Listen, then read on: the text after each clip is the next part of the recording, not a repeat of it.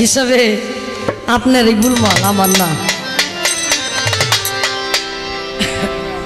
আজকের পালা আসছেন শরীয়ত এবং মারিফত।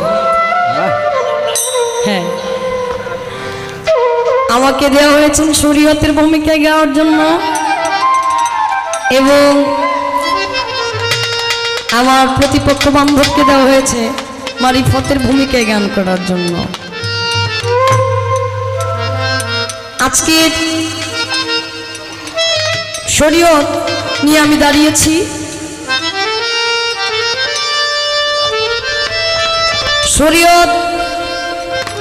শরীয়তটা কি এটা আমরা সকলেই বুঝি, তারপরেও আরেকটু বোঝার জন্য আমাকে পালা দেওয়া হয়েছে একটু যেন আমি আরেকটু বলতে পারি।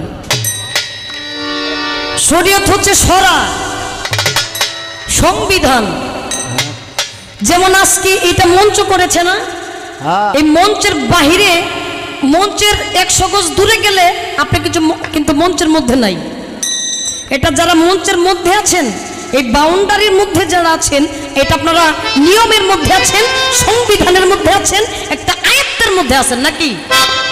আর যখন আপনারা এটা ক্রস করে ফেলবেন তখন আপনারা এরিয়ার মধ্যে নাই, আপনারা এই সংবিধানের একটু বাইরে চলে গেলেন।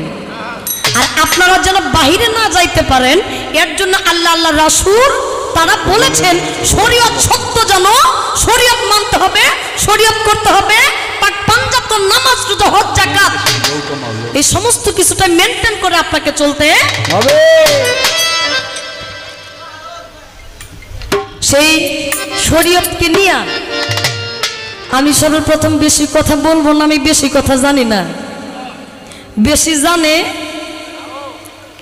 বেশি হেই কবু, বেশির পালাটাও তার দিছে।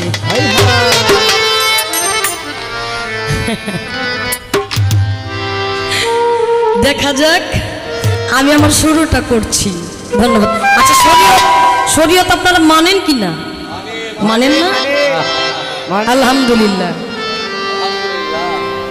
শরীয়ত মানতে হবে। শরীয়ত, তরিকত, হাকিকত, তারপর হচ্ছে মারফত। আপনার যে কোনো জিনিসের একটা স্টেপ বাই স্টেপ আছে। পালার মধ্যেও এরকম একটা ধারা আছে, একটা বিধান আছে যে এইখান থেকে এই পর্যন্ত যাইতে হবে। সেখান থেকে আমি একটি গান করছি।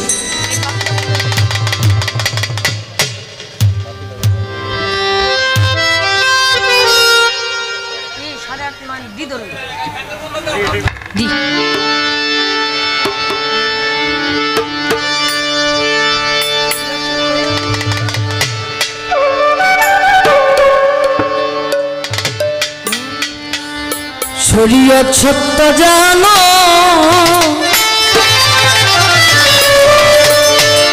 তোমরা মানো দিনের পয়গম্বর, আখেরে পাবে পানা পাঞ্জে গানায়া দায়িত্ব। শরীয়ত সত্য জানো,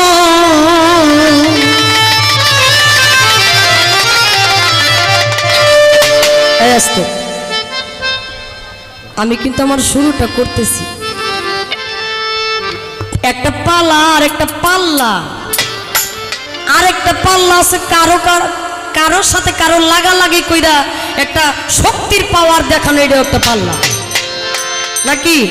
এইখানে কোনো শক্তির পাওয়ার চলবে না, কে কারে হারায় কে কারে জিতায় এটা আমার কোনো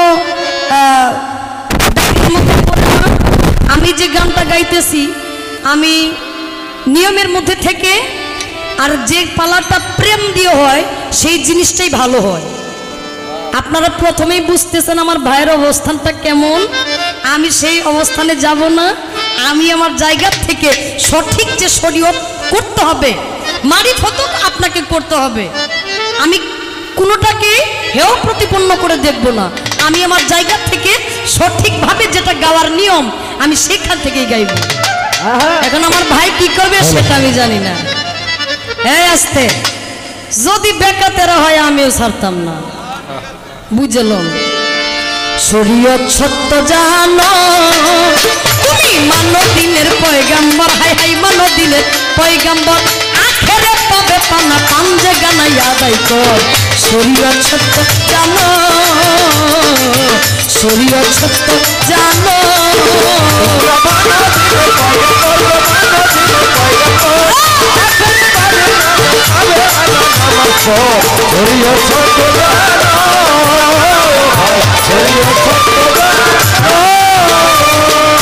হায় হায় আল্লাহর বাণী কোরআন খানি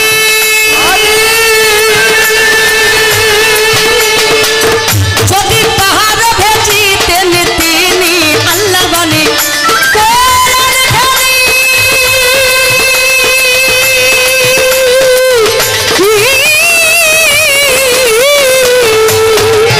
যদি পাহাড় ভেজিতেন তিনি তবে পাহাড় গইলা হইত পানি পাহাড় গইলা হইত পানি মন কেন গলে না তো সত্য জানো হাই হাই মানবদিনের পয়গাম্বর মানবদিনের পয়গাম্বর আখেরাত পাবে পানা পাঞ্জে গানাই আদায় কর শরীয়ত সত্য জানো শরীয়ত সত্য জানো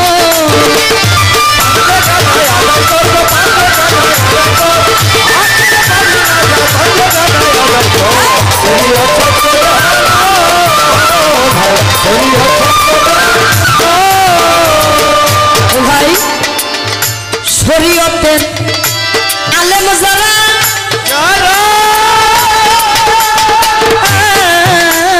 শরীয়তের আলেম যারা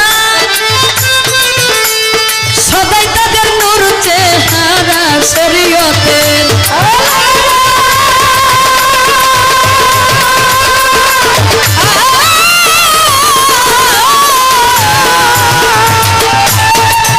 ওরে সদাই তাদের নূর চেহারা তারা হইয়াছে রাসূল পেয়ারা হইয়াছে রাসূল পেয়ারা মন কেন বলে না সত্য জানো তুমি মানো দিনের পয়গাম্বর মানো দিনের পয়গাম্বর আখেরাত পাবে পানা পাঞ্জে গানা আদায় কর শরীয়ত সত্য জানো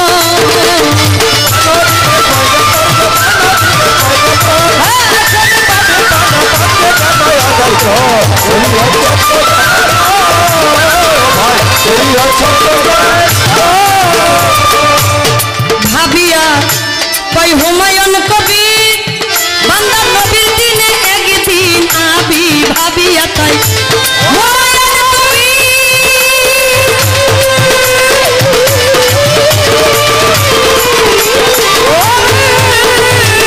বান্দা নবীর দিনে একদিন আবি এমন দিন আর কোন দিন পাবি এমন দিন আর কোন দিন পাবি মন কেন বলে না সত্য জানো তুমি মানো দিনের পয়গাম্বর মানো দিনের পয়গাম্বর আখেরাত পাবে পানা পাঞ্জে গানা আদায় কর শরীয়ত সত্য জানো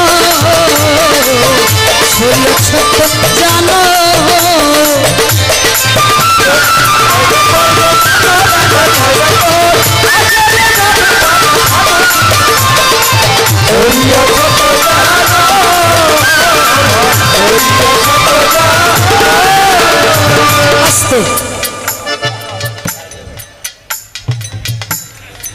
আমি সর্বপ্রথম একটি গান করলাম শরীয়ত সত্য জানো তুমি মানো দিনের পয়গাম্বর আখেরে পাবে পানা পাঞ্জে গানা আদায় কর আপনি শরীয়তকে সঠিকভাবে সত্যভাবে আপনার নিয়ন্ত্রণে রেখে আপনি যদি এটার পরিচালনা নিজেকে নিজে করতে পারেন তাহলে আখেরে অবশ্যই পানা পাবেন আপনাকে ফেরত দেওয়া হবে না আমার আল্লাহ নিজেই বলেছেন আমি রাহিমুর রহমান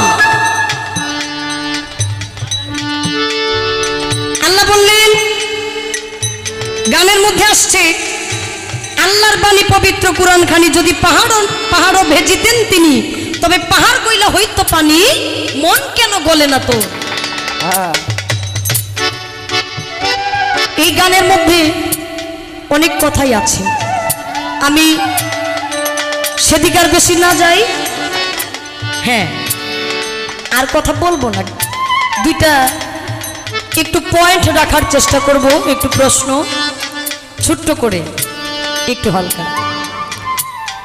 ওনাকে দেওয়া হয়েছে মারিফতের ভূমিকায় গাওয়ার জন্য। আচ্ছা আপনি একটু বলবেন আমার শরীয়ত কি? আমার শরীয়তটা হচ্ছে একটা সংবিধান। আপনি নামাজ পড়তে যান 5 ওয়াক্ত 5 জায়গায় না, দিনে 5 বার। যখন মসজিদে যান আপনারা দেখে না মানুষ?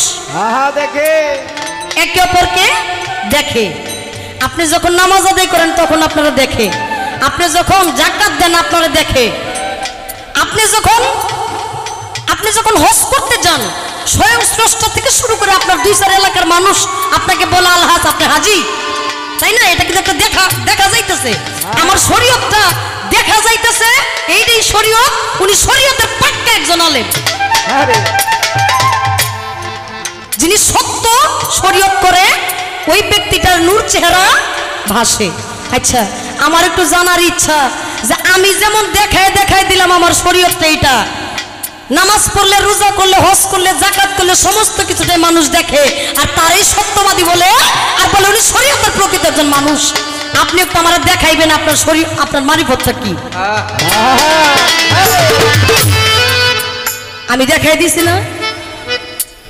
আপনি আপনার মারিফত একটু দেখাই দিবেন। প্রমাণ স্যার আমরা বিশ্বাস করি না, করি না? হ্যাঁ,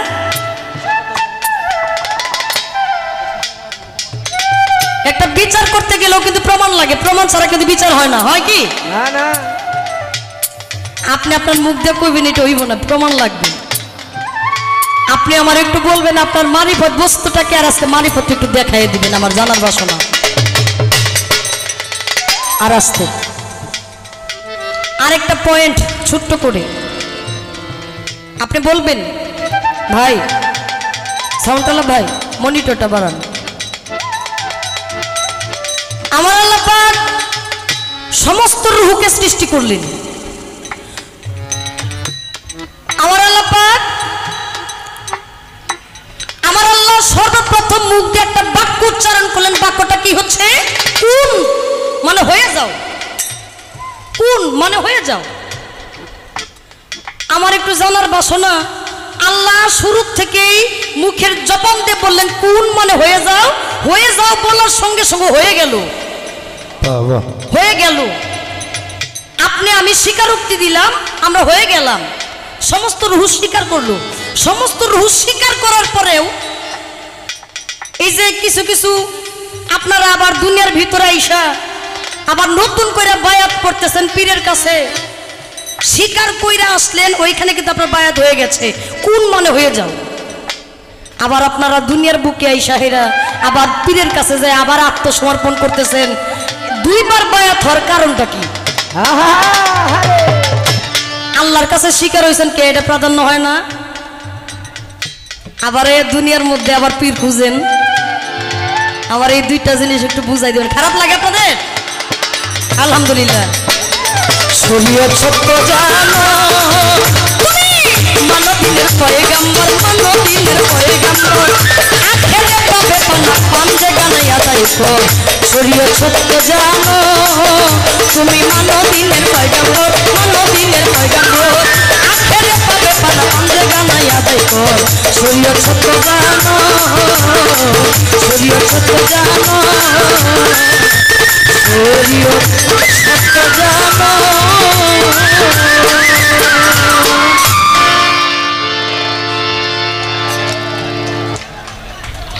গান শুনলাম খাজা বাবা মার হাবা গিয়েছিলেন নবীর গুণগান। একদিন আমার বড় পীরের ডাক দিয়া কয়, খাজারে তোমার বদন কেন এত ম্লান? পীরে কয়, খাজারে গান গিয়ে শোনাও মরে, আশেক হৃদয় বড় পেরেশান। আচ্ছা আমি কি কমু কিছু? বলেন বলেন। বেশি না, একটু কই। খাজা বাবা আপনার বাবা, আপনার 14 গোষ্ঠীর বাবা, বইয়ের বাবা, ভাইয়ের বাবা, মার বাবা, বাবারও বাবা, পৃথিবীর সবার বাবা। আমার একটু জানার দরকার খাজা বাবার বউ কি খাজা বাবারে বাবা কয়ে ডাকতো কিনা।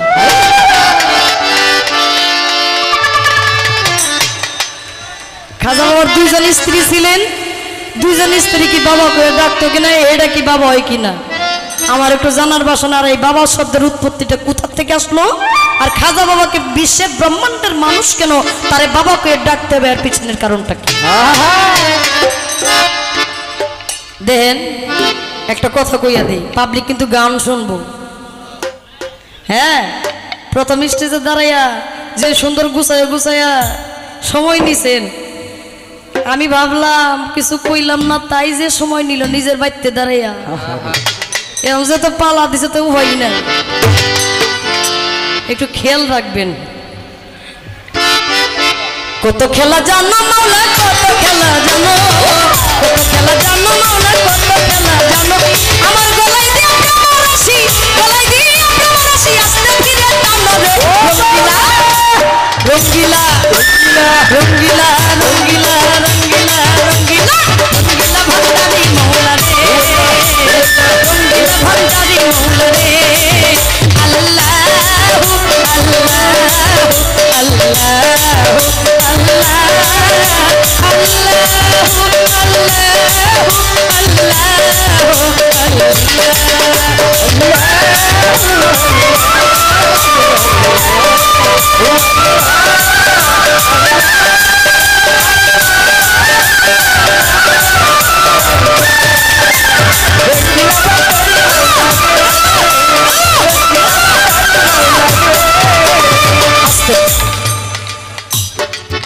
একটু আস্তে পালার গান করছি। আমাকে জামাল ভান্ডারী ভাই বলছেন আপনি পালার গান গাইবেন একটা, আর একটা দরবারি গান গাইবেন। এই গানটা ধরার সাথে সাথে লেখকে বইরা লাইতেছে, আমার এটা দিয়ে ধরবো। আপনি যা লেখছেন এর মধ্যে ক্রস চিহ্ন দিয়া লন, আমি আমার থেকে কই নেই, কমিটি গাইতে কইছে। ও মাওলা রে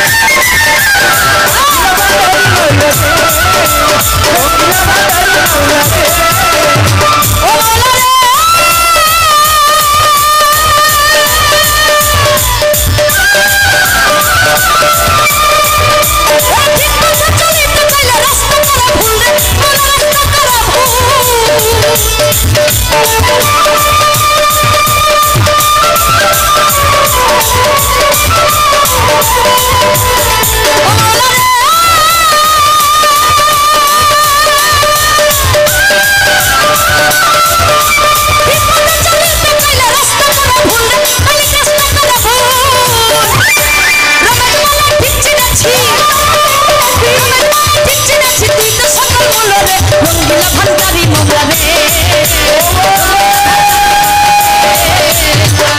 খেলা জানো মালা কত খেলা জানো খেলা জানো মালা কত খেলা জানো আমার গলায় দেও কেমন রশি গলায় দেও কেমন রশি আস্তে ধীরে টানো রে রঙ্গিলা ভান্ডারি মোরা রে রঙ্গিলা ভান্ডারি মোরা রে রঙ্গিলা ভান্ডারি মোরা রে কত খেলা জানো কোয়েল কত খেলা জানো কত খেলা জানো ভান্ডারি কত খেলা জানো আমার গলায় দেও কেমন রশি গলায় দেও কেমন রশি আস্তে ধীরে টানো রে রঙ্গিলা ভান্ডারি মোরা রে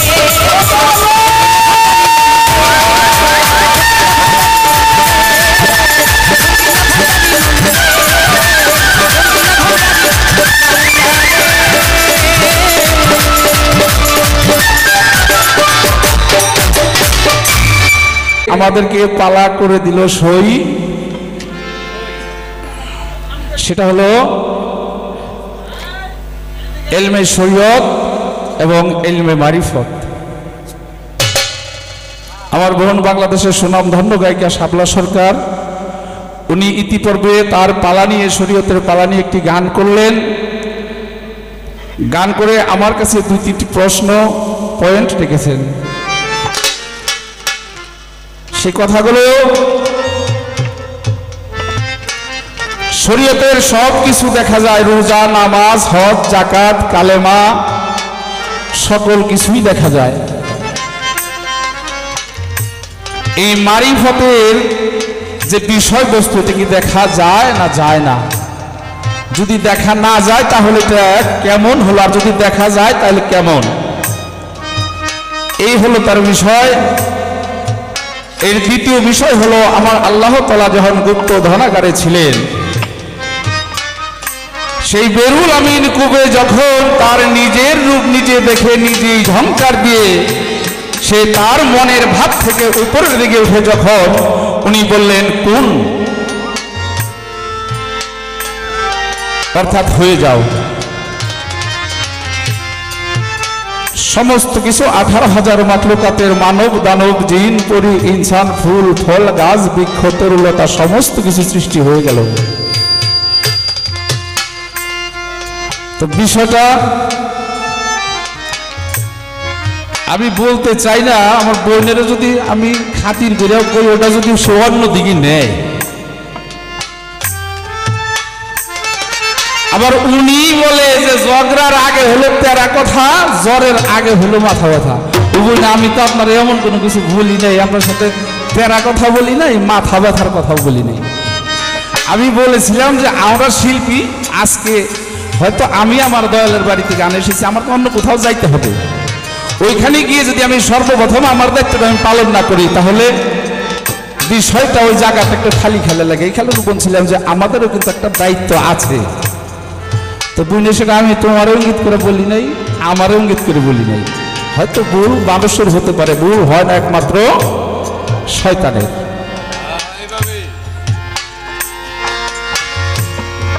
আবার বোন বললেন যে আল্লাহ বললেন কোন হয়ে যাও, সমস্ত কিছু হয়ে গেল। এই হওয়ার মধ্যে আবার পৃথিবীতে এসে বায়াত করতে হয়, ওইটার মধ্যে এইটার মধ্যে কালেকশনটা কি আমি তো বুঝলাম না। কঠিন প্রশ্ন। আর যদি বলতে যে না, ওই সময় আপনার যখন আমার আল্লাহ যখন সেই নূরকে জিজ্ঞেস করলো ইয়া কালুবালা, নূর তখন বলল আনা আনা আনতা আনতা, অর্থাৎ আমি আমার তুমি তোমার।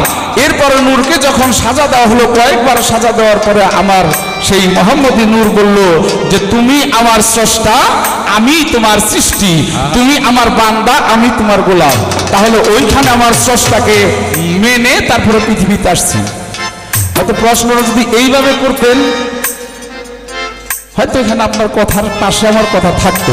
এখন কোন হয়ে যাও, সব কিছু হয়ে গেছে, এখন এই পৃথিবীতে এসে আমার বায়াত করতে হবে আবার। আচ্ছা, এই কথার মধ্যে এই কথার ভাই মিলটা কোথায়? শরফ ভাই কথা কর না কেন? হয়তো আরো গুছিয়ে গেছি বলতে চাইছিল, কারণ এই যে আমার মঞ্জিল ভাই পিছনে বসে বসে বলতেছে বেশি কথা বলে না, বেশি কথা, এই কারণে এই জায়গাটা ফাঁক রয়ে গেছে। যেই কথাটা উনি গুছিয়ে গেছে আমাকে করতে চাইছিল, মনজিল ভাই ডিস্টার্বটা করছে।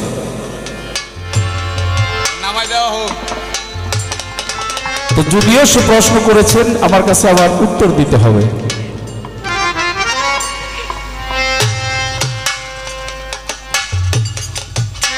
এরপরে গান করেছে একটা, খাজা বাবা মার হাবা গেয়েছিলেন নবীর গুণগান। বিশেষ করে সত্য কথা যদি বলি ভাই, এই গানটার মধ্যে আপনি আমার কাউন্টার দিলেন। আমার যে ভাই এটা গাওয়ার জন্য আমাকে আদেশ করেছে, উনারে দিতেন কাউন্টারটা। আমি তো এটা গাইতে চাই নাই, আমি আমার বাবার দরবারে এসেছি, আমি যার গোলাম, আমি এই দেহ মনটা যার আমি পায়ের মধ্যে অর্পণ করেছি, আমি তার নামেই তো সর্বপ্রথম গান করব। এই গানটা করেছি আমি দর্শকদের অনুরোধে। এই কাউন্টারটা আপনি দর্শকদেরকেই করতেন। তো এখানে খাজা বাবা আমি বলি, আপনি বলেন, আমার ছেলে বলে, আমার মেয়ে বলে, আমার মা বলে, আমার বাবা বলে, পৃথিবীর সবাই বলে খাজা বাবা খাজা বাবা খাজা বাবা। মার বাবা মাও বলে, বাবা বলে। এখন ওনার কথা হলো, খাজা বাবার যে দুইটা স্ত্রী ছিলেন, তারাও কি খাজা বাবার এই খাজা বাবা কইতো নাকি? হ্যাঁ, খাজা বাবা বলতো। তবে আমাদের এলাকায় এক পাগল আছে, ওই পাগলের বউরও কিন্তু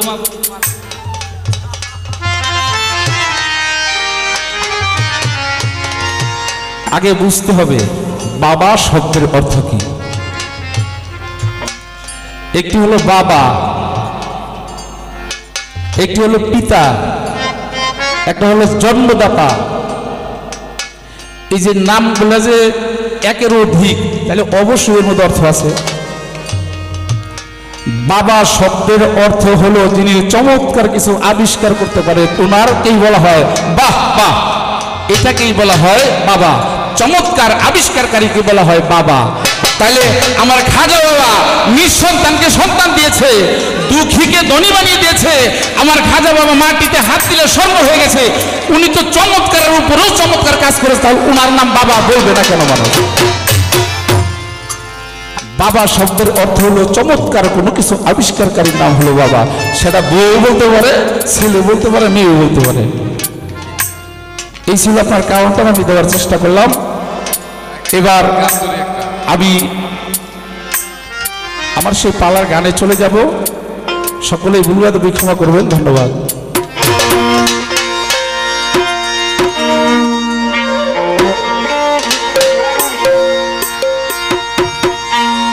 একবার গান করিলে শুনতে পাবি, করিলে শুনতে পাবি, গান করিলে জানতে পাবি, আপে মাওলার পাক জবান, মানববাদী পাক আল্লাহর কোরআন। কেন ভিক্ষা করে মুসলমান গো, ভিক্ষা করে মুসলমান, মানববাদী পাক আল্লাহর কোরআন। কেন ভিক্ষা করে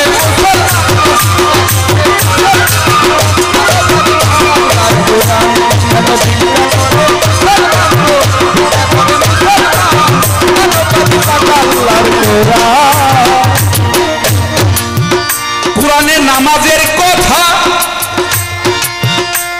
আকিমুস সালাতা, ওরে আকিম অর্থ তারা করা, আগে তারে জান গো, আগে তারে জান গো, আগে তারে জান। কোরআনে হয় নামাজের কথা,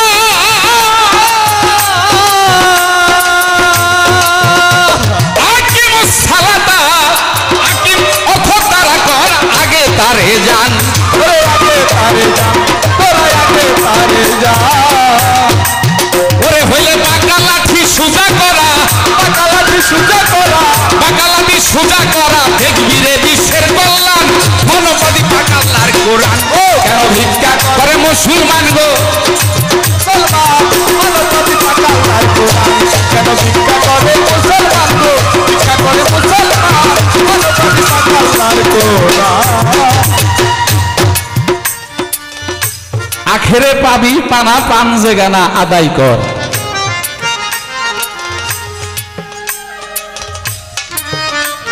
আপনার গানে থেকে আমার একটু পয়েন্ট আগে রেখে যাই, বুঝলা যাইতে পারি। আচ্ছা পাঞ্জেগানাটা কিভাবে বোঝায়?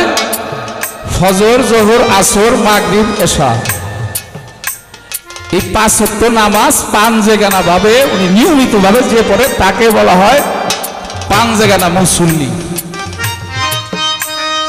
আচ্ছা একটা নামাজ থেকে আরেকটা নামাজের দূরত্ব কত? ফজরের নামাজ পড়লাম 4 রাকাত, পড়ার পরে আমার জোহরের আগে আর কিন্তু নামাজ নাই, কি ভাই আছে? নাই।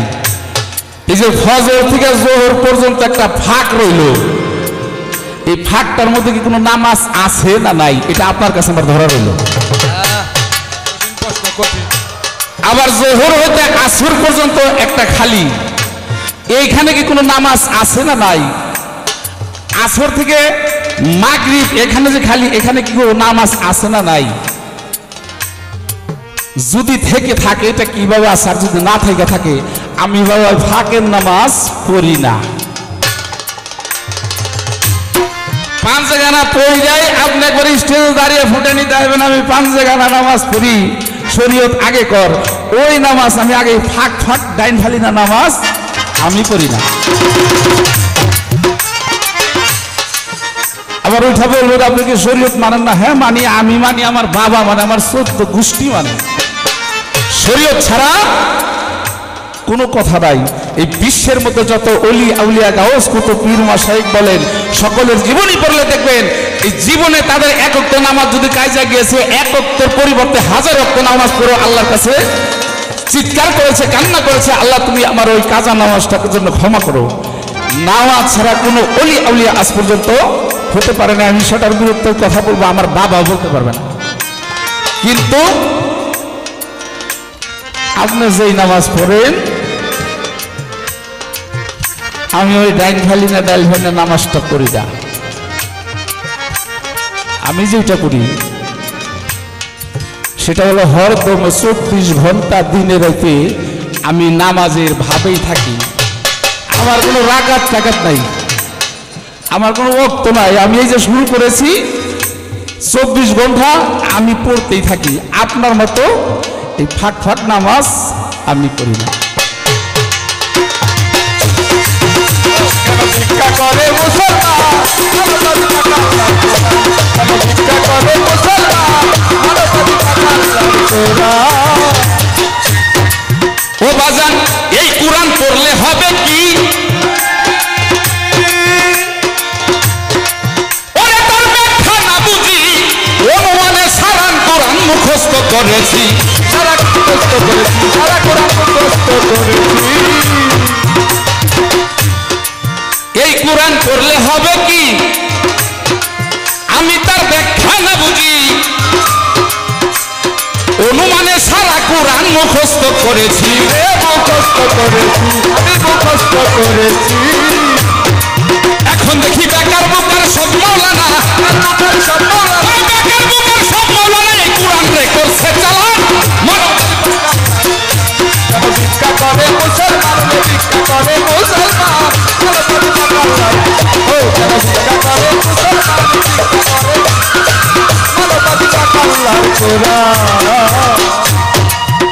এই কোরআন পড়লে হবে কি তার ব্যাখ্যা না বুঝি অনুমানে সারা কোরআন মুখস্থ করেছি।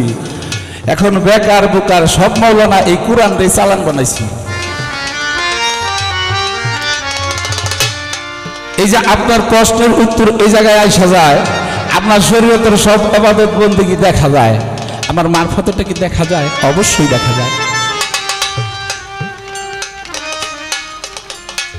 তাই সাধক বলেছে এই কোরআন পড়লে হবে কি? কোরআনের মধ্যে আছে,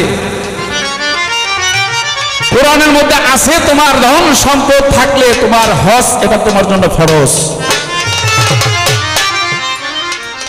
আচ্ছা আমার জিয়া ভাই লক্ষ লক্ষ টাকা, কোটি কোটি টাকা এই কোরআনের মধ্যে পড়ে যদি ঘরের ভিতরে বসে থাকতো তার কি হজ করা হতো? কখনোই হতো না। এই কোরআনে আছে, ঠিকানা দেওয়া আছে, তোমার হজ করতে হবে। এই কারণে মানুষ এই বাংলাদেশ থেকে সেই মক্কা শরীফে যায় হজ করার জন্য। যাই নাও যদি আপনি বসে থাকেন কাজ হবে না।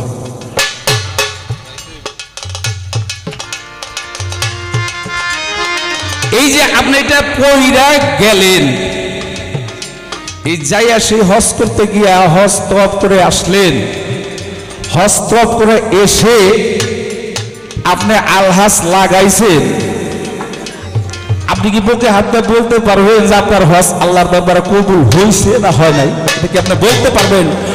যদি বলতে পারেন তাহলে আপনি বলবেন, আর যদি কোন যে না আমি বলতে পারবো না, তাহলে এইটাই আমার মারফত, এইটাই আমার মারফত। যদি অনুমানের মধ্যে থাকেন তাহলে আপনার ওই শরীয়তের কোনো ফায়দা নাই। আপনার জানতে হবে, আপনার শিওর হতে হবে, গ্যারান্টেড হতে হবে আমার এই ইবাদত আল্লাহর দরবারে কবুল হয়েছে। এই কবুল হয়েছে জানাটাকেই মারফত বলে।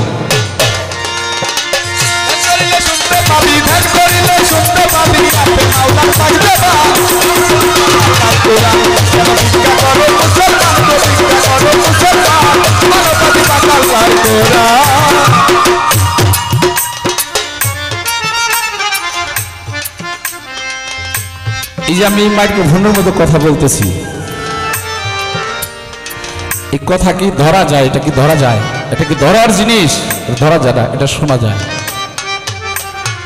এই শ্রবণ করা, শোনা, যেটা বাস্তব দেখতেছেন এইটাকে আমার মারফত বলে। যেটাকে ধরা যায় না, শোনা যায়, কিন্তু বিশ্বাস করতে হবে। আমি কথা বলতেছি, আপনারা সবাই শুনতেছেন না? যদি আপনারা না করতেন তাহলে আমার মারফত নিতে হয়তো। শুনতেছেন আমার কথা, কথা কিন্তু ধরা যায় না, ধরা ছোঁয়ার বাইরে, তবুও এটা শোনা যায়, তা আপনার ভিতরে জ্ঞান যায়। ভালো কথা হলে জ্ঞান যায়, খারাপ কথা হলে এটা আপনি বর্ণন করবেন। এইটাই যে শরীয়ত আপনারা দেখিয়ে দিলাম।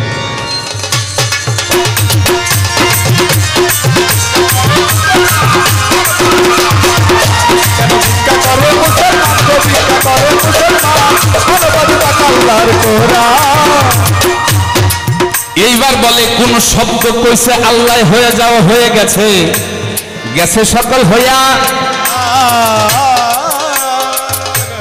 কিন্তু সেই জগৎ থেকে এই জগতে আবার কেন আইসা ওয়ায়াত করি? জিগাইল স্টেজে দাঁড়াইয়া, এটা কেন করি? যেই জগতে আমি ছিলাম সেই জগৎ আপনারা সবাই ছিলেন।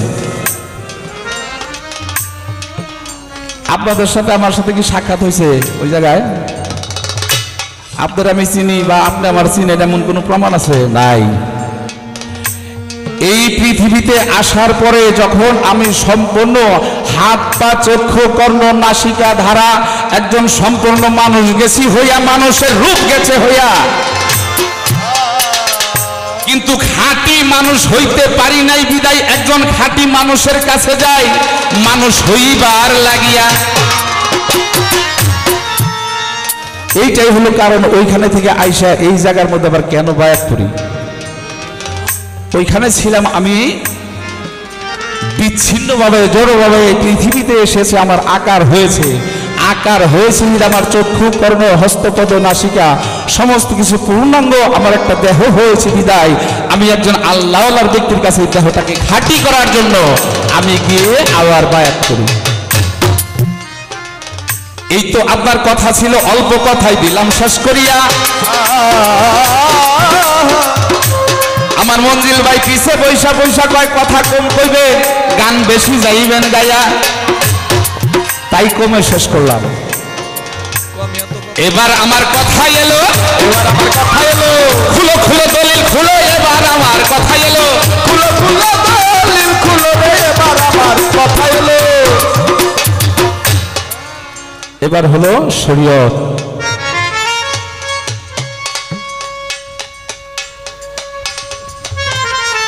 কিছু কিছু পোলাপন একটা গান গায়। এখন তো চিঠির বিষয়টা শেষ হয়ে গেছে, মোবাইল আসছে, মাঝে মধ্যে এই গান গায়। দেশে মোবাইল আইসাছে, চিঠি বন্ধ হয়ে আছে, আমার কপালটাই গেছে, ভালোবাসার কথা এখন মোবাইলে বলে। বাতাসে আসে। আগে সবাই চিঠি পাঠাইতে হবে একজনের কাছে আরেকজনে, এখন আর চিঠি লাগে না, এখন মোবাইল হয়েছে, কথা বলা যায়, ভিডিও কল দিলে দেখাও যায়। কিন্তু যখন চিঠির সময়টা যুগটা ছিল, ওই চিঠি লেখার আগে বিসমিল্লাহির রহমানির রহিম এটা লিখতাম অনেকেই, আবার এটা অনেক লম্বা হয় দেখিয়া ছোট্ট কইরা 786 লিখতাম। অনেকেই আগে তখন অনেকেই বলছে যে আমি এইটা কি সংখ্যা, কয়টা বিসমিল্লাহির রহমানির রহিম। আমি শরীয়তের সর্বপ্রথম বিসমিল্লাহ থেকে আপনাকে একটু জিজ্ঞেস করব যে এই যে বিসমিল্লাহির রহমানির রহিম এটা বাংলায় লিখতে অনেক লম্বা হয়ে যায় দেখে এই বিসমিল্লাহটা ছোট করে লেখে 786। এই সর্বপ্রথম শরীয়তের অনেক বড় একটি হাতিয়ার যার নাম হলো বিসমিল্লাহ। এই বিসমিল্লাহ 786 লিখলে বলে হয়ে যায়। এটা কিভাবে হয়, এটা কেন হয়, এটা কিভাবে এটাকে বোঝানো হয় এই 786-কে বিসমিল্লাহির রহমানির রহিম? এই সর্বপ্রথম এই শরীয়তের গোড়ায় থেকে আপনার কাছে একটু জানার বিষয় হলো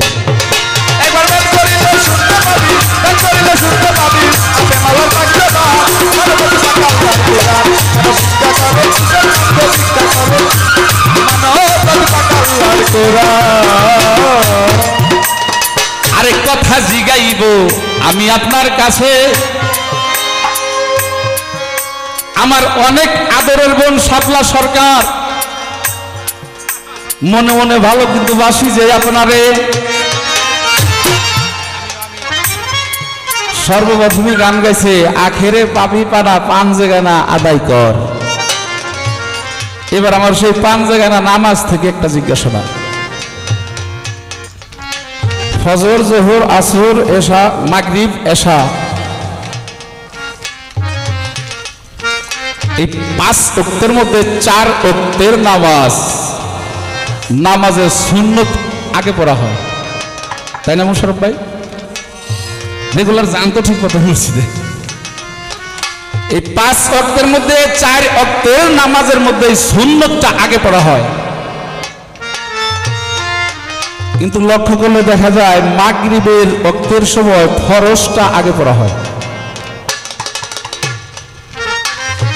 এই মাগরিবের ওয়াক্তে ফরজটা কেন আগে পড়া হয় আর 4 ওয়াক্তের মধ্যে সুন্নত আগে, এই মাগরিব ওয়াক্তের মধ্যে ফরজটা আগে কেন পড়তে হয়? আবার অনেক সময় লক্ষ্য করেছি যখন মুয়াজ্জিন আযান দেয় মসজিদের ভিতরে আল্লাহু আকবার বলে যখন আহ্বান করে নামাজীদের রে, 4 ওয়াক্তের মধ্যে আযানটা একটু লম্বা করে দেয়, মানে হুজুরের দম যতটুকু আছে এত সম্পূর্ণটা দিয়া। কিন্তু মাগরিবের ওয়াক্তের সময় আমি খেয়াল করে দেখছি ওখানে আযানটা একটু খাটা করে দেওয়া হয়। এই মাগরিবে ফরজটাকে কেন পড়া হয় এবং আযানটাও কেন খাটা করে দেওয়া হয়, এই ছোট্ট করে আমার 2টি পয়েন্ট হল। আমি আর এত কথা বলবো না।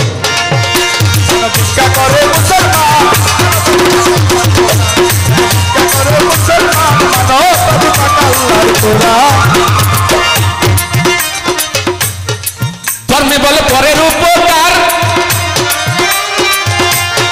হজ যাকাত দনির কুরবানি, মন তুমি জেনে জাননি, আত্মত্যাগ করিতে বলে শয়তানের গুণী, শয়তানের গুণী। হজ যাকাত দনির কুরবানি, মন তুমি জেনে জাননি, এই আত্মত্যাগ করিতে বলে শয়তানের গুণী। এই থেকে যার হইয়াছে সাধু জ্ঞানী, ওই থেকে যার হইয়াছে সাধু জ্ঞানী, সেই তো মানুষ বললাম মানবতী পাকাল্লার কোরআন, যেন ভিক্ষা করে মুসলমান, মানবতী পাকাল্লার কোরআন, যেন ভিক্ষা করে মুসলমান। কোরআন বলে ধর্মে বলে পরের উপকার,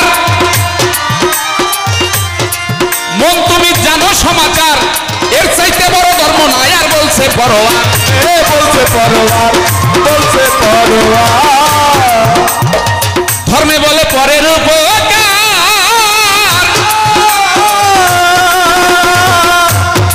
মন তুমি জানো সমাচার,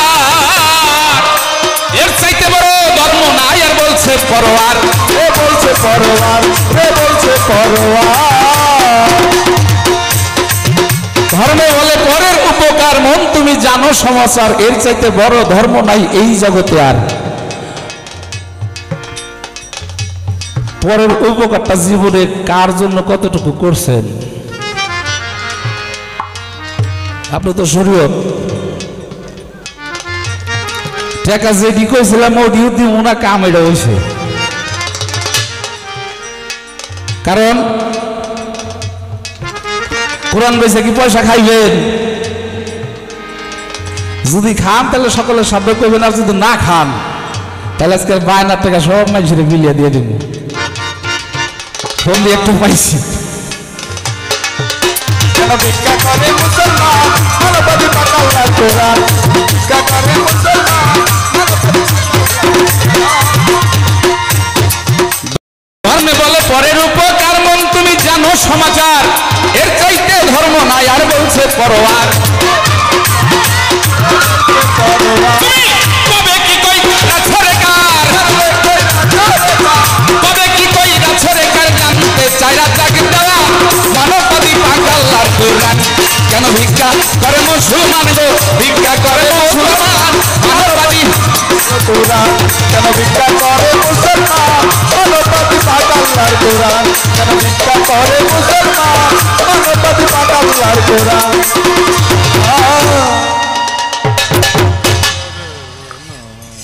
আমি তার কথার সাধ্যমতো জবাব দেওয়ার চেষ্টা করলাম, আমার পালায় থেকে একটি গান করলাম। এবার আমার সেই একটি মারিফতের পাঠের আরেকটি গান করতে হবে। আসলে যারা মারিফত প্রাপ্ত লোক তারা হলো নগদ বিশ্বাসী।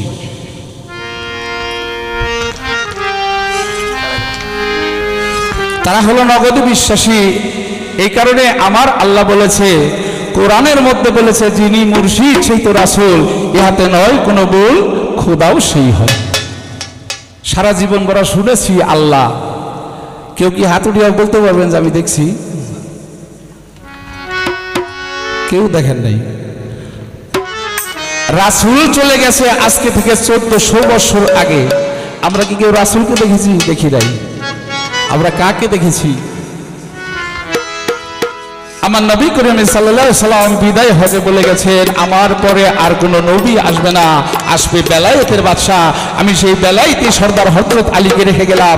এইখান থেকে যারা আমার হযরত আলীকে মানবে, আমার হযরত আলীর হাতে হাত দিয়ে যিনি তওবা করবে, যিনি এই তরিকায় আসবে, সে হবে বেলায়েতের বাদশা। তাই সেই মারিফত প্রাপ্ত ব্যক্তি যারা, তারা নগদ বিশ্বাস করে। তাই ওইখান থেকে আমার একটি গান।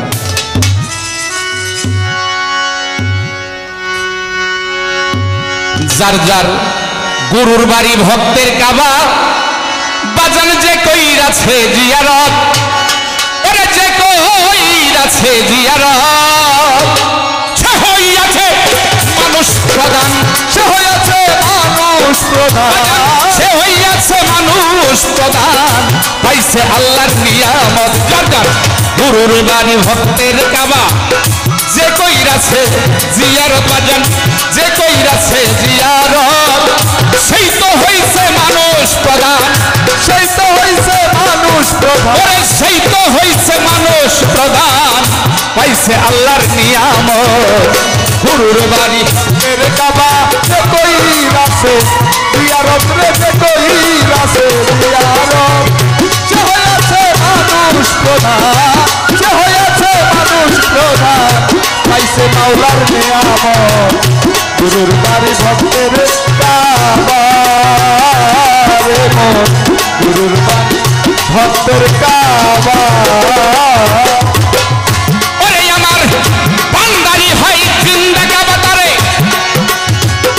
জন্মের মতো বইজার লইবা, ভান্ডারি হয় জিন্দা কাবা, তারে জন্মের মতো বইজার লইবা, ভান্ডারি হয় জিন্দা কাবা,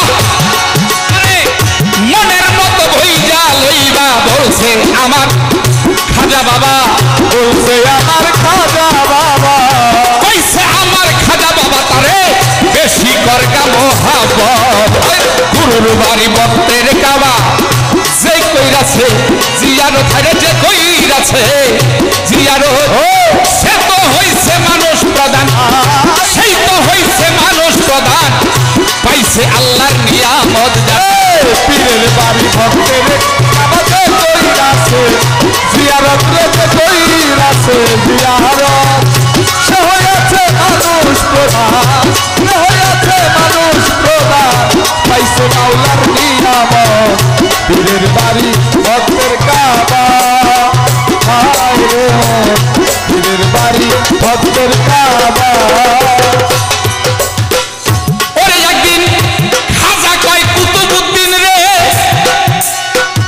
ওরে পাগল দেখতে যদি চাও মাওলা রে খাজা কয় কুতুবউদ্দিন রে দেখতে যদি চাও মাওলা রে খাজা কয় কুতুবউদ্দিন রে ওরে ভক্ত দেখতে যদি চাও মাওলা রে তুমি দেখা একবার লও আমারে দেখা একবার লও আমারে দেখা একবার লও আমারে এইটাই হয় মাওলার সুরত পীরের বাড়ি ভক্তের কাবাতে কইরাছে জিয়ারত রেতে কইরাছে জিয়ারত সে হয়েছে মানুষ প্রধান সে হয়েছে মানুষ প্রধান পাইছে মাওলার নিয়ামত পীরের বাড়ি ভক্তের কাবা পীরের বাড়ি ভক্তের কাবা একদিন খাজা বাবা কয় কুতুবউদ্দিন রে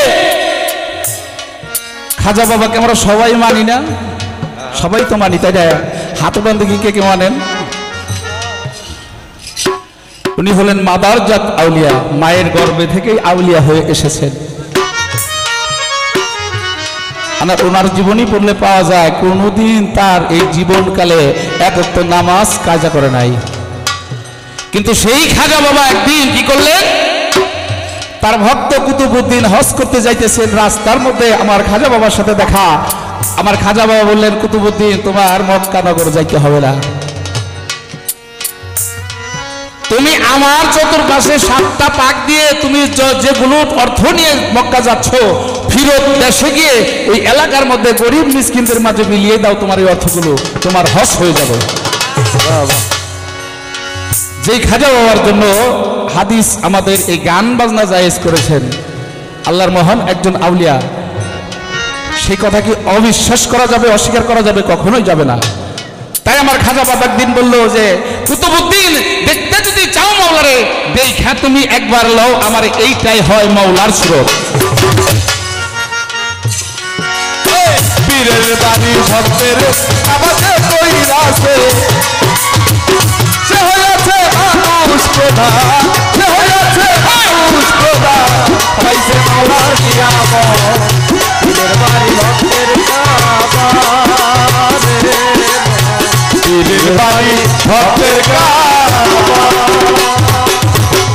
সেই কাবাতে ভক্তি করি আমি ওই কাবায় আমার সিরাজ চাঁদের বাড়ি এই কাবাতে ভক্তি করি ও দয়া জালাল বাইরে যেই কাবাতে ভক্তি করি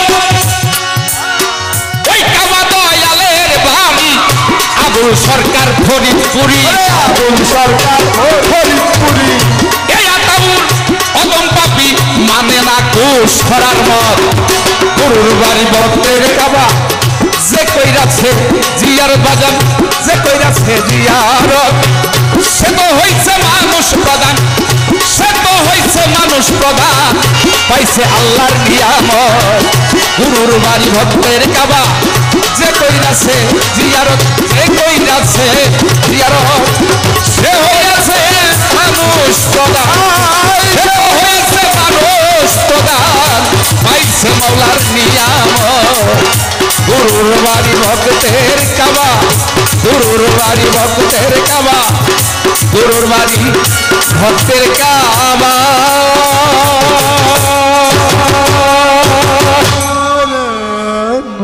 আলাফে আলাফে কয়টা প্রশ্ন করছে হে নিজেও জানে না আর সুযোগ পায় না না পায় এক নাম্বার তার প্রশ্ন হচ্ছে এক নাম্বার প্রশ্ন ফজর জোহর আসর মাগরিব এশা তার আলাপটা হচ্ছে এর মধ্যে ফজর থেকে জোহর এই যে ফাঁক যে রইছে ফাঁক কেন? আমনে এত কিছু থেকে ফাঁক লয়ে বইরা রইছে, হ্যাঁ সমস্যাটা কি? আর কিছু পায় নাই। দেখছি কি নজর দেখুন তো, মারফতলা ব্যক্তির নজরটা দেখকে আমি বাঁচলাম না। কই এই ফাঁকের নামাজ আমি পড়ি না, আমরা সব সময় নামাজের মধ্যেই থাকি। আরে আমার নামাজ আলা, আসলে আমি চাইছিলাম প্রেমের মধ্যে গানটা কোয়া, কিন্তু আপনি আমার থইলেন না। শুনেন, এই ফাঁক হওয়ার পিছনে কারণ কি বাবা? আপনি অল টাইম একটা বিষয়ের উপরে থাকতে পারবেন এরকম না, তারপরেও এখানে আপনি আপনি ফাঁক বুঝতেছেন আপনার জায়গা থেকে, আসলে ফাঁক না, আসলে ফাঁক এখানে না। এই ফজর থেকে জোহর পর্যন্ত যে ফাঁকটা আপনি দেখলেন, যে এই ফাঁকের পরে কিছু কিছু মানুষ আছে এই প্রথমে ফজরের ওয়াক্তে যে ওযু করবে, এই ওযু দিয়ে জোহরের নামাজ পড়বে। আছে আছে আছে না? আছে। ওই ওযু দিয়ে 5 ওয়াক্ত পঞ্জেগানা নামাজ ছাড়বে, তাহলে কি তার কোনো ফাঁক আছে? আসতে ভাই, যে মানুষটা ফজরের নামাজের ওয়াক্তের ওযু দিয়া সারাটা দিন 5 ওয়াক্ত পঞ্জেগানা নামাজ শেষ করছে, তাহলে ওই ব্যক্তিটা সমস্ত সময় অল টাইম সে নামাজের হালিয়তেই ছিল। কি ছিল না? এখানে আপনি ফাঁক পাইলেন কই? এখানে কোনো ফাঁক নাই। আর যে মানুষটা সব সময় নামাজ না, এই ফজরের নামাজ পড়ে ওযু করা অবস্থায় থাকে, ওই মানুষটা কখনো মিথ্যা বলে না, ওই মানুষটা কখনো ব্যভিচারী করে না, ওই মানুষটা কারো ক্ষতি করে না, ওই মানুষটা কারো অন্যায় করে না। তাই তো আমি গানে বলেছিলাম, শরীয়তের পাক্কা আলেম যারা, সদাই তাদের নূর চেহারা। যারা এই হালিয়তেই থাকে তাদের নূর চেহারা হয়। আপনার বুঝতে সমস্যা, এখানে আমার কোনো সমস্যা নাই। বুঝলো? আরেকটা প্রশ্ন করছে আপনার, আমি কিন্তু প্রশ্নের জবাব দিতেছি, প্রশ্নের জবাব আগে দিয়ে লই, পরে আপনার রে ধরতাছি। হ্যাঁ হ্যাঁ স্যার নাই। আরেকটা প্রশ্ন করেছেন, সেটা হচ্ছে 786 মান কেন? প্রত্যেকটা ব্যানারে দেখবেন, প্রত্যেকটা জায়গায় দেখবেন বিসমিল্লাহির রহমানির রাহিম না লিখে ওই লেখাটার মান লেখে। মান কি? এই বিসমিল্লাহির রহমানির রাহিম সমস্তটা মেনটেন করে একটা মান আসছে, যে মানটার নাম হচ্ছে 786। তার একটু জানার বাসনা, এই 786 মান কেন, আর কোন অক্ষরের কত মান? এটাকে ছোট প্রশ্ন। আমনে আমার দাওয়াত কইরাই না, এই 1.5 লক্ষ টাকার প্রশ্ন করবেন, এটা তো হয় না। তাই তো কায়দা করে লইছি। কি ভালোবাসা গো? এটা ভালোবাসা কোন ধরনের? আচ্ছা আমি আপনাকে বলি, 786 মান 19টা হরফ, আপনারা বুঝবেন। 1 নম্বর কথা হচ্ছে, এই বিসমিল্লাহির রহমানির রাহিম লিখতে আপনার 19টা হরফের প্রয়োজন। তার কি কি হরফ আপনি আপনি বইয়ে বইয়ে হিসাব করেন, আমি আপনার হিসাবটা ধরাইয়ে দেই, এটা নিয়ে আবার কইরা ধরে খাইতে পারবেন পরবর্তীতে। কারণ আজকাল মারফত দিছে, কালকে তো শরীয়ত পাইতে পারেন নাকি? আপনারা তো প্রশ্নটা কেউ করতে পারে। অবশ্যই। প্রথম হচ্ছে বা। বিসমিল্লাহ লিখতে কিন্তু বার প্রয়োজন সর্বপ্রথম। বা লিখতে আপনার বার মান হচ্ছে 2, সিন, সিনের মান হচ্ছে 60, সোয়াতের মান 40, আলিফের মান 1, লামের মান 30, লামের মান 30, নুনের মান 5, আলিফের মান 1, লামের মান 30, রা এর মান 280, আইনের মান 8, মিমের মান 40, পায়ের মান 50, আলিফের মান 1, লামের মান 30, রা এর মান 200, গাইনের মান 8, ইয়ার মান 20, মিমের মান 40, সমস্ত কিছু মিলে 200, এই 786।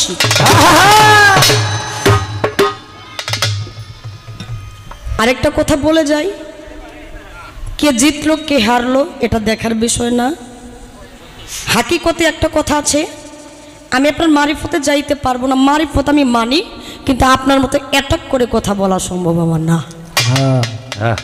যেমন 786 মান 19টা হরফ কেন হইল?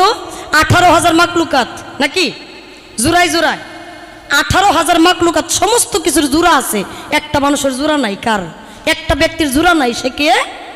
আল্লাহ পবিত্র কোরআনে বলছেন কুলহু আল্লাহু আহাদ আল্লাহু সামাদ, বলছে না? আল্লাহ বলছে আমি এক আল্লাহ, আমার মাতা নাই, আমার পিতা নাই, আমার পুত্র নাই, আমার কন্যা নাই, আমি খাই না, ঘুমাই না, আমি কারো থেকে জন্ম নেই নাই, কেউ আমার থেকে জন্ম নেয় নাই। এক আল্লাহ। 18,000 মাকলুকাতে 18 হরফ, আর একে রয়ে গেল আলিফে আল্লাহ, এই 19 হরফ। বাহ বাহ। আমি আমার জায়গা থেকে যতটুকু বলা সম্ভব আমি আপনারে বললাম। এখন আরেকটা প্রশ্ন তিনি করেছেন, এই এটা মোবাইলটা ঘুষান, হ্যাঁ এটা আরেকটা প্রশ্ন তিনি করেছেন, 5 ওয়াক্ত পাঞ্জাগানা নামাজের মধ্যে 4 ওয়াক্ত মধ্যে 5 ওয়াক্ত মাগরিবের যে নামাজটা, এই মাগরিবের নামাজের মধ্যে ফরজ কেন আগে আসে? মাগরিবের নামাজের ফরজ আগে কেন আসে? আর এই মাগরিবের নামাজটা, নামাজের আজানটা কেন ছোট করে দেওয়া হয়? এই প্রশ্নটা করছে না? দুইটা, এই একই প্রশ্ন, এই জায়গা থেকে 2টা পয়েন্ট তার আসছে। মাগরিবের নামাজের আজানটা ছোট হয় কারণ, ছোট দেওয়ার কারণ, এর বাংলা আবিধানিক অর্থটা এটাই আসছে যে আজান, এই মাগরিবের ওয়াক্তের আজানের সময় যারা শুয়ে থাকে, শুয়ে থাকা উচিত নয়। কেন উচিত নয়? যারা প্রকৃতই নামাজিওয়ালা ব্যক্তি তারা এই ছোট্ট নামাজটার অর্থ, এই ছোট্ট আজানের অর্থটা এটাই বোঝানো হয়েছে যে নামাজ, এই আজানটা দেওয়া হলো তোমরা এই ওয়াক্তের সময় তোমরা শুয়ে থাকো না, তোমরা উঠে বসো। সন্ধ্যার সময় কেউ শুয়ে থাকে কি? সন্ধ্যার সময় কেউ শুয়ে থাকে? যদি একটা অসুস্থ ব্যক্তি হয়, হাসপাতালের বেডে যায় দেখবেন অসুস্থ ব্যক্তিটা কিন্তু উঠে বসে, হেলান দেওয়া হইলেও বসে। মাগরিবের নামাজের আজানটা ছোট হওয়ার কারণ একটাই, তোমরা যারা আছো মুমিন ব্যক্তি তোমরা শুয়ে থাকে না, তোমরা উঠে বসো। আর শুধু উঠেই বসো না, এই নামাজের এই আজানটা শোনার সঙ্গে সঙ্গে তোমরা নিজেকে ওযু করে পবিত্র করে তাড়াতাড়ি মসজিদে চলে যাও। এই জন্য ছোট আজান দেওয়া হয়। আরেকটা কথা আসছে যে ফরজ কেন আগে পড়তে হয়? ফরজের আগে নফল ওয়াক্ত কিন্তু 2বার পড়া হয়, এটা আপনি জানেন না? জানবেন কেমনে? করেন তো মারফত, শরীয়ত থুইয়া মারফত করতেন, এই জন্য জানেন না। আর যদি শরীয়ত কইরা পরে মারফত করতেন তাহলে সব কিছুই জানা হইতো। আনাস রাদিয়াল্লাহু হতে বর্ণিত, মদিনায় যখন মুয়াজ্জিনরা মাগরিবের আজান দিত, লোকেরা তখন তাড়াতাড়ি করে মসজিদের খুঁটিগুলোর কাছে যেয়ে সেখানে গিয়ে 2 রাকাত সালাত আদায় করত, এবং এত বেশি লোক 2 রাকাত সালাত পড়তে থাকতো যে হঠাৎ কোনো লোক এসে মনে করত জামাত বুঝি শেষ হয়ে গেছে। মাগরিবের নামাজে আজান দেওয়ার সঙ্গে সঙ্গে কিছু লোকেরা নফল 2 ওয়াক্ত নামাজ তারা আদায় করত। আনাস রাদিয়াল্লাহু হতে বর্ণিত, মুসলিম শরীফ। আপনি 4টা প্রশ্ন আমাকে করেছিলেন, আপনারা কি উত্তর পাইছেন? আমি আমার জায়গা থেকে অল্প সময়ের মধ্যে, বাবা আমি বাউল হই নাই, কিন্তু এত ছোট্ট একটা মানুষকে এত বড় বড় বুঝা দেওয়া, এটা জ্ঞানী মানুষের কাজ না নাকি? হ্যাঁ, একটু দয়া করেন, কারণ আমি তো আপনার বাড়িতে আইছি। আর দয়া যদি না করতেন প্রশ্নের উত্তর তো দিতে পারতাম না, তাই না? আচ্ছা, আমি তার প্রশ্নের মীমাংসা করার চেষ্টা করলাম। এবার তিনি বললেন, আচ্ছা আমি প্রশ্ন করেছিলাম কোন, আল্লাহ বললেন কোন, হয়ে যাও, হয়ে গেছে। কোন বলার সঙ্গে সঙ্গে হয়ে গেছে, সব হয়ে গেছে। আচ্ছা আমি যদি স্বীকৃতি না দিতাম আমি হইতাম? আমি স্বীকৃতি দিয়েছি, আমি হয়ে গেছি। তারপরও আপনারা কেন এই দুনিয়ার বুকে এসে নিজেরে এই আহলে বায়াত গ্রহণ করেন? কয় আপনি এত কথা কইতো এটা ভুলে গেছেন। কোন কথাটা বলছি? ওই যে নূর, আল্লাহ পাক সর্বপ্রথম নূরে মোহাম্মদকে সৃষ্টি করলেন, সেই নূরকে প্রশ্ন করা হইল, আলাস্তু বিরাব্বিকুম, হে নূর তুমি কার? নূরের থেকে জবাব আসলো, আনতানা, তুমি তোমার, আমি আমার। আবার আল্লাহ কয় এত সাত করে নূরের মোহাম্মদ সৃষ্টি করলাম, এই নূর আমার স্বীকার করে না। 1000 বছর তাপ দিলেন, 1000 বছর পর জিজ্ঞাসা করলেন, আলাস্তু বিরাব্বিকুম, হে নূর তুমি কার? নূর আবার জবাব দিল, আনতানা, তুমি তোমার, আমি আমার। আবার 1000 বছর তাপ দেওয়ার পরে এই দমটা বন্ধ করে দিলেন, নিঃশ্বাস বন্ধ করে দিলেন। বন্ধ করে দেওয়ার পরে জিজ্ঞাসা করলেন, আলাস্তু বিরাব্বিকুম, হে নূর তুমি কার? নূরের থেকে জবাব আসলো, ইয়া কালুবালা, আমি তোমার, তুমি আমার। এখন তিনি আমারে কইতেছে, আপনি বুঝি এইখান থেকে প্রশ্ন করতে চাইছিলেন, গেছে গা ওইখানে। আসল কথা কি আপনি জানেন এইখানে, এই জন্য ধরছেন এইখানে। ওইখানে জানেন না, এই জন্য ওইখানে কর নাই। দেখেন, আলাস্তু বিরাব্বিকুম, এটা আসলে প্রকৃত দলিলের জবাব না, দলিলের কথা না। যারে সৃষ্টি না করলে তাম পৃথিবীর কিছু সৃষ্টি হইতো না। ওই নূর কখনোই বলতে পারে না আলাস্তু বিরাব্বিকুম, হে নূর তুমি কার? নূরে বলবে আনতানা, তুমি তোমার আল্লাহরে স্বীকার করবে না। যে আল্লাহ থেকে জাত থেকে সেফাতি নূরের সৃষ্টি হইলো, সেই সেফাতি নূরকে প্রশ্ন করলো, সেফাতি নূর বলো তুমি তোমার, আমি আমার। এটা কখনোই হতে পারে না। নূরে মুহাম্মদের নূর কখনোই আল্লাহকে অস্বীকৃতি করতে পারে না। সর্বপ্রথম যখন জিজ্ঞাসা করা হইল আলাস্তু বিরাব্বিকুম, শুরুতেই সর্বপ্রথম জিজ্ঞাসা করার সঙ্গে সঙ্গে আমার সেই নূরে মুহাম্মদের নূর বললেন, ইয়া কালুবালা, তুমি তোমার, আমি আমার। নূর সর্বপ্রথম আল্লাহকে স্বীকার করছে। আমার রাসূলের নূর আল্লাহকে কখনোই প্রথমে স্বীকার করতে পারে না। এই হাদিসটা পুরোটাই বাইলটাকা। আমি আপনার প্রশ্নের কিছু বলবো না, উত্তর দিছেন কি না দিছেন এটা আপনি প্রমাণ। আপনার দয়াল বারে আপনি যা দিবেন তাই ঠিক। আমি আর কিছু কমন একটা গান করে লই। 8:30।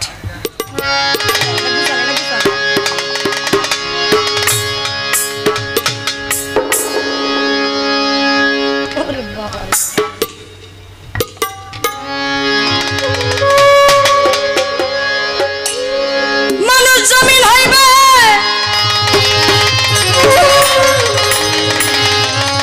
তামার মতো,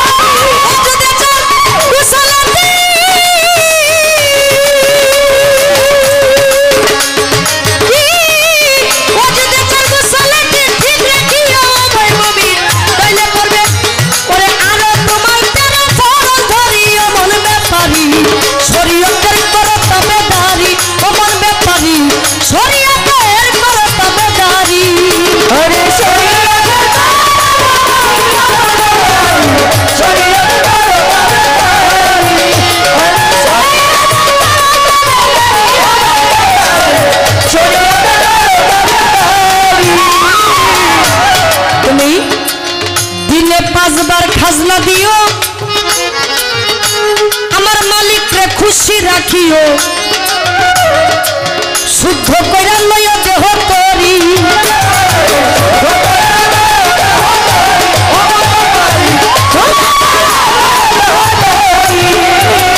দিনে পাঁচবার খাজনা দিও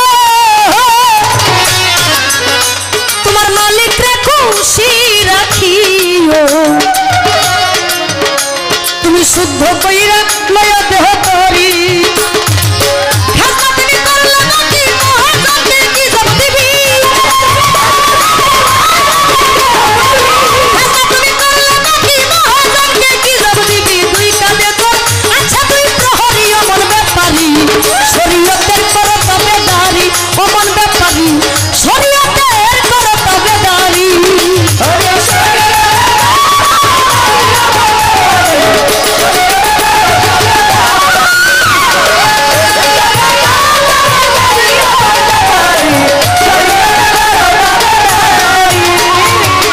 এই তো মাত্র কথাই আমার শেষ করিল রসিক সরকার একটা একটা লওনা হিসাব করি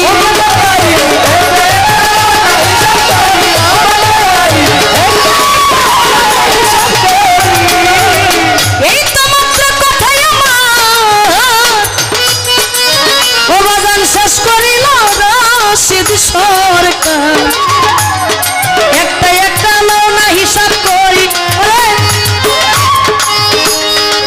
130 ফরজ না মানিল কুরআনেতে গেছে বলে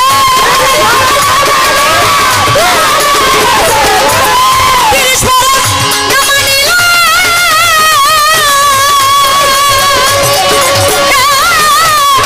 130 ফরজ না মানিল কুরআনেতে গেছে বলে পারঘাটাতে মিলবে না তোর তরি অমন ব্যাপারী শরীয়তের করো তবে দাঁড়ি অমন ব্যাপারী শরীয়তের করো তবে দাঁড়ি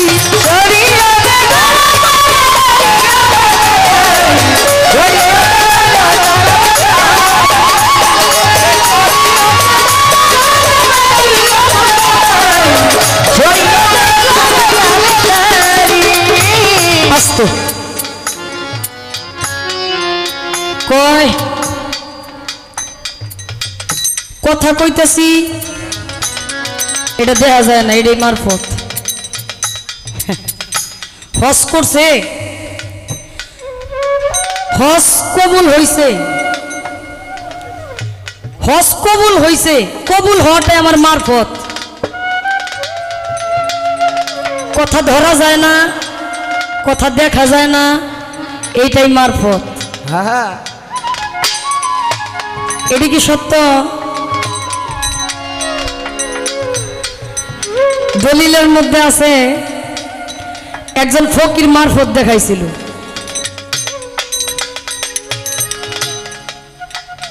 হে ও ফকির আমনে ও ফকির হ্যাঁ আমনে কোন যে হজ করে আইছে কবুল হইছে এটি মারফত আচ্ছা হেই ফকির যে মারফত দিয়ে হইলো এটা কোনটা হয়তো হ্যাঁ সেই ফকির মারফত দেখাইছিল এটা মারফত আমার একটু জানার বাসনা সেই ফকিরের নাম কি তার কোন ভক্তকে দেখাইছিল সেই ভক্তের নাম কি আর মারফতটা যে দেখাইলো এটা কিভাবে দেখাইলো এটা কি বস্তু কিভাবে দেখাইলো যে এইটি মারফত আপনি একটু বলবেন আপনি আমার 4টা প্রশ্ন করছেন আমার 4টা প্রশ্ন করার কোনো প্রশ্নই আসে না হ্যাঁ হ্যাঁ আমি প্রশ্ন তো জানি না আমি এত প্রশ্ন করবো না এই আসতে আমি এর আগে কইছিলাম নামাজ রোজা হজ যাকাত কালেমা শরীয়ত সত্য জানো এই সমস্ত এটা আমার শরীয়ত আপনি পারলে দেখাই সে দেখাইছে আচ্ছা এখন আমার একটু বলবেন আমি যে গানটা গাইছি আমি গানটা গাইছি লিখেছেন বিশ্বের মধ্যে ভাবুক কবি যিনি মানিকগঞ্জের বাজান রসিক সরকার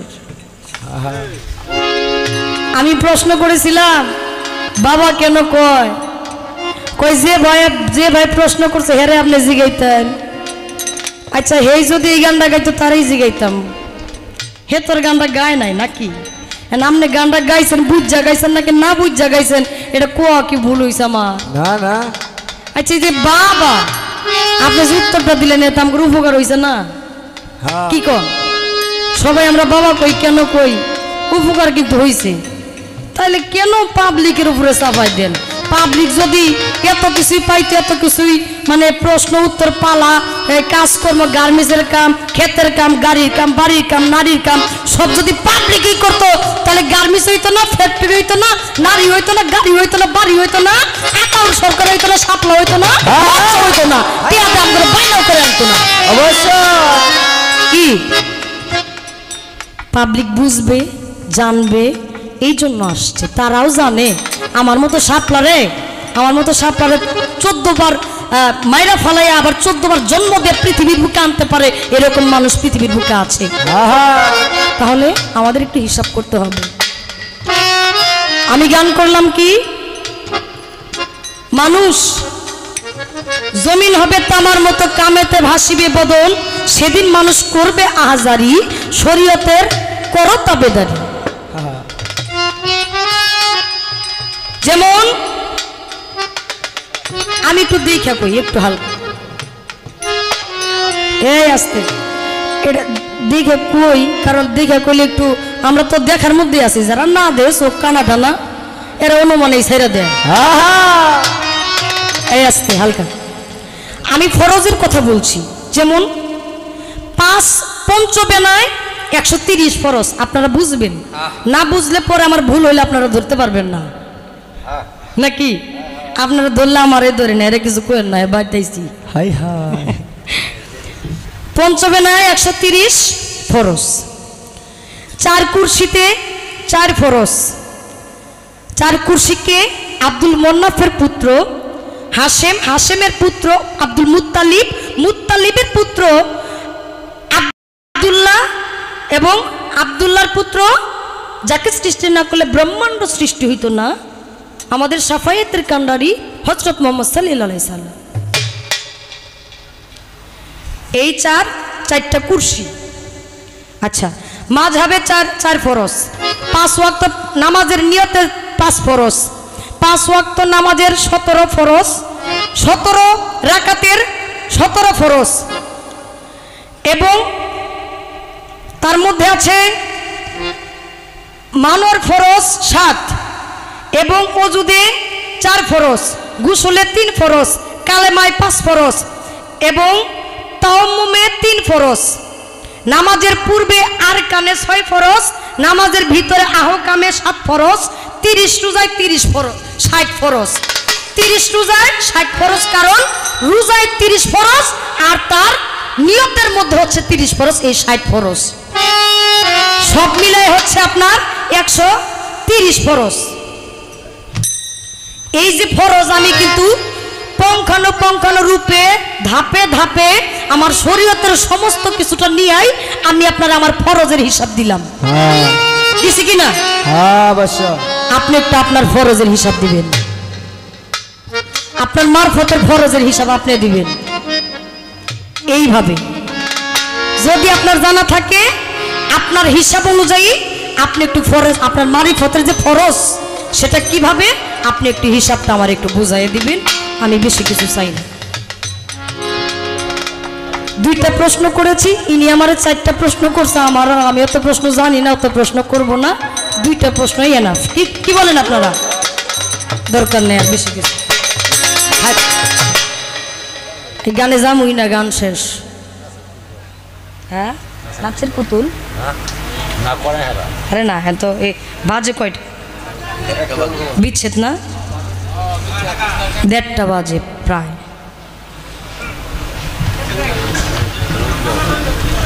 হ্যাঁ আমি বিচ্ছেদ গাইব?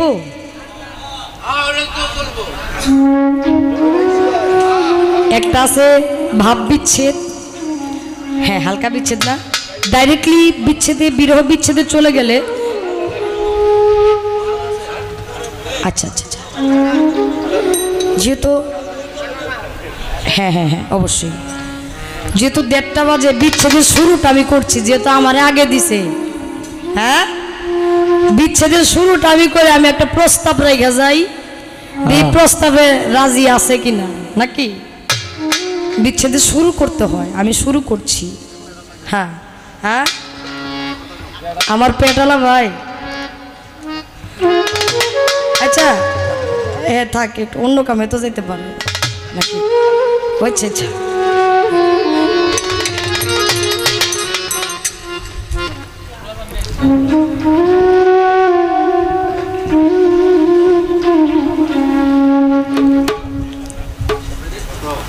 হ্যাঁ এখানে এখানে সিসার চিঠি লিখিলাম নয়ন জলে শোনা বন্ধুরে, চিঠি লিখিলাম নয়ন জলে, চিঠি লিখিলাম নয়ন জলে শোনা বন্ধুরে, চিঠি লিখিলাম নয়ন জলে,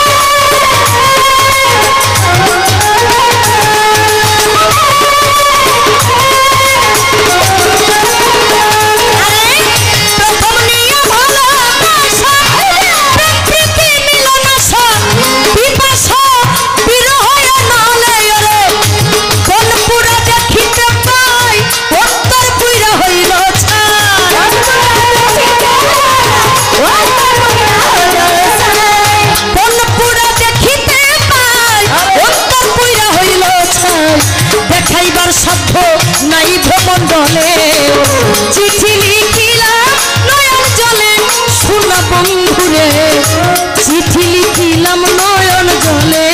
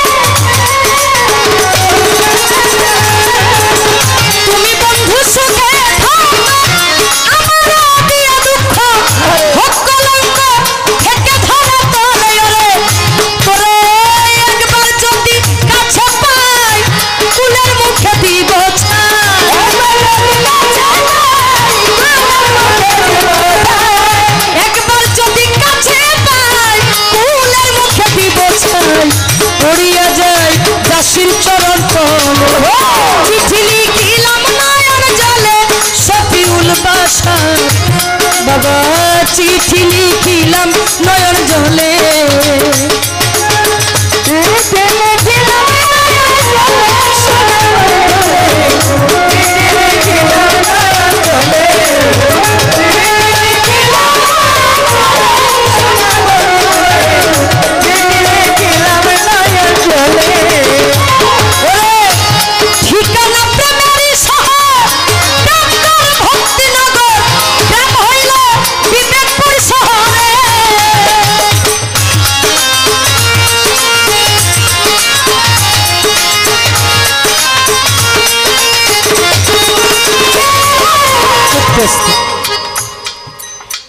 বাবা প্রথম আসছে এই সাইটে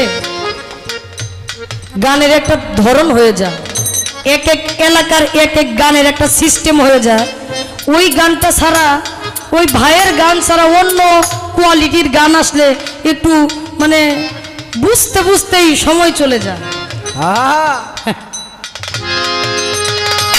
তবে আমি আমার বিচ্ছেদের শুরুটা করতেছি কেমন, চিঠি লিখিলাম নয়ন জলে।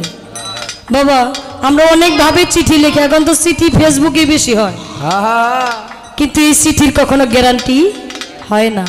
যে চিঠিটা নয়নের জলে লেখা হয়, এই চিঠির কাছে পৃথিবীর কোনো চিঠির তুলনা হয় না।